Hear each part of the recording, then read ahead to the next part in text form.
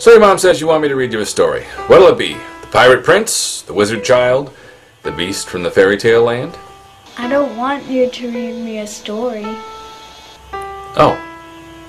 I want you to tell me a story. Oh. It's gonna be one of those nights. Are you having bad dreams again? Just the last couple nights.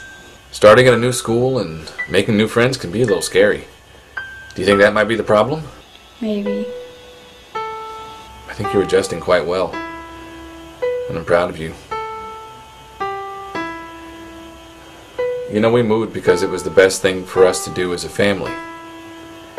And sometimes doing the best thing, the right thing, isn't easy. I know.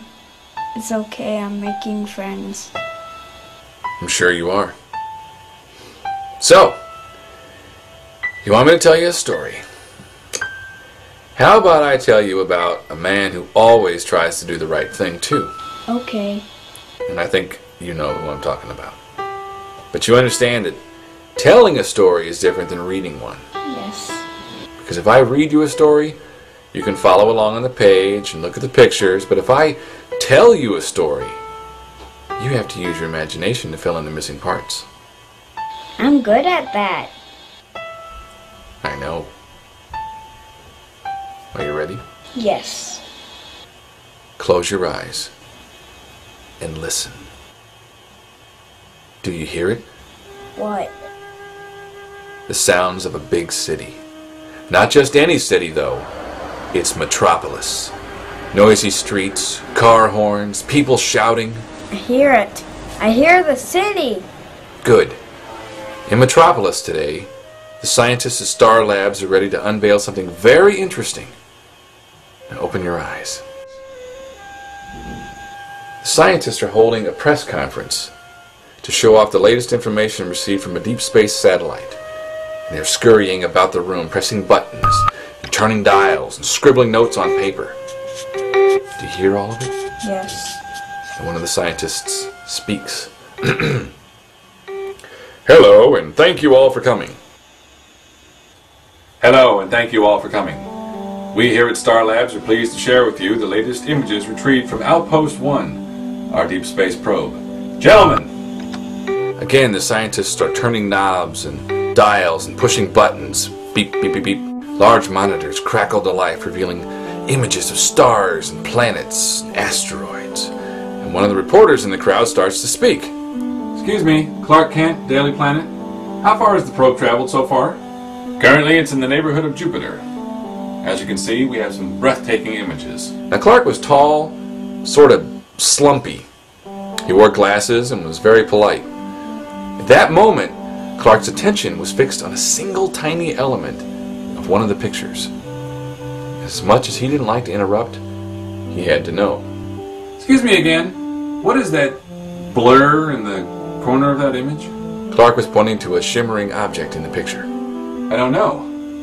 Williams, does it appear in any of the other images? Yes, I have one here. He types on his computer, and the big screen switches to a larger view of a terrifying spaceship. My God, what is that?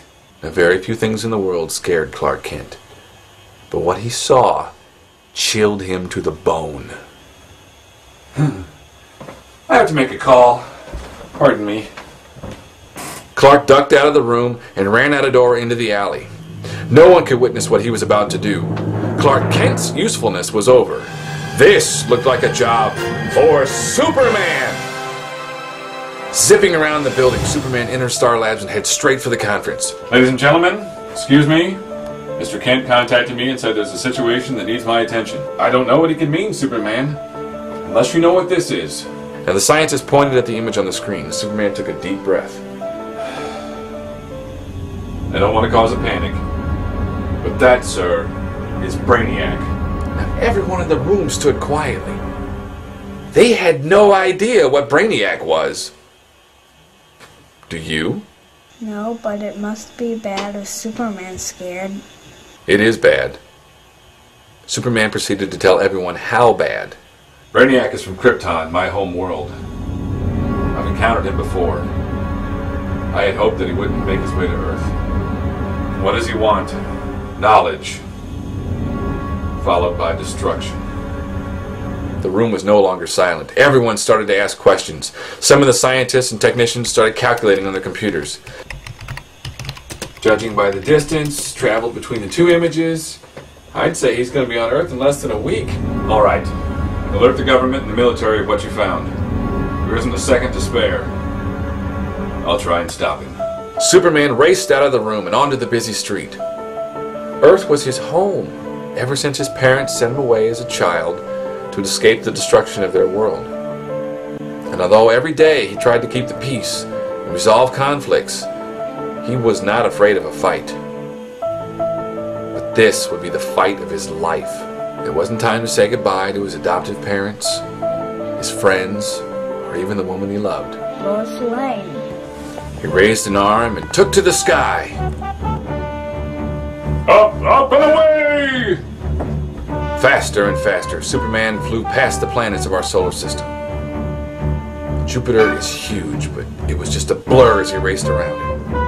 The outer space is cold and dark and lonely. But Superman was on a mission. And at first, it was just a tiny speck. It became bigger and bigger. Brainiac's ship. Superman thought, no need to knock, and he crashed right through the hole into a monstrous chamber. He looked around. Where was he? Where was Brainiac? It wasn't long before he had an answer. A beam of green light hit him from behind. Ah! Kryptonite! Superman crashed to the floor of the ship, and then he heard the voice. Slow and metallic. Cold and heartless. Greetings, Kal-El. You should not try and stop me. My programming is very specific. I must collect the knowledge of the universe. But you don't need to destroy it. The universe exists in chaos. I will collect all information and bring order out of that chaos. Superman leaps into the air and swings at Brainiac. Brainiac extends an arm and fires the kryptonite laser beam right at the S on Superman's chest. Superman falls to the floor again. On our previous encounters, you failed to stop me. You have no hope of doing so now. Instead, join me, Kal-El. We will travel the universe together, seeking knowledge. No, Brainiac. I can't let you do this anymore. You've already destroyed too many worlds. It must end here. Very well. It will end. Brainiac raised his arm to fire again, but Superman, faster than a speeding bullet, moves out of the way. He punches Brainiac right in the head. Electricity erupts from him as he falls back. His voice is changing. You cannot stop me.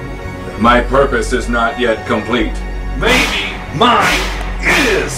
What does he mean? Superman always knew that fighting for truth, justice, and the American way was his purpose in life.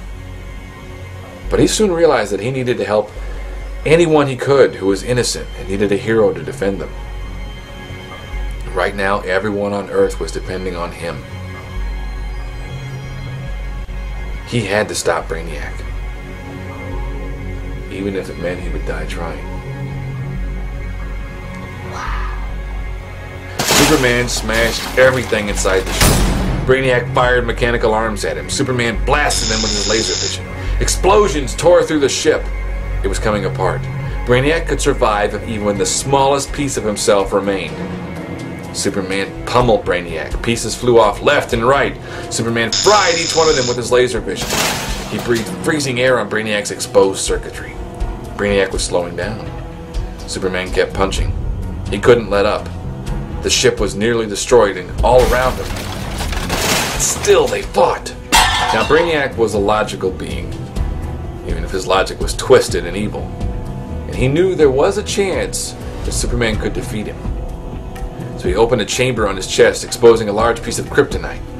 Tentacle arms latched onto Superman, pinning him against Brainiac. Superman tried to break loose, but he couldn't. The kryptonite was killing him. Goodbye, Kal-El. We will not meet again.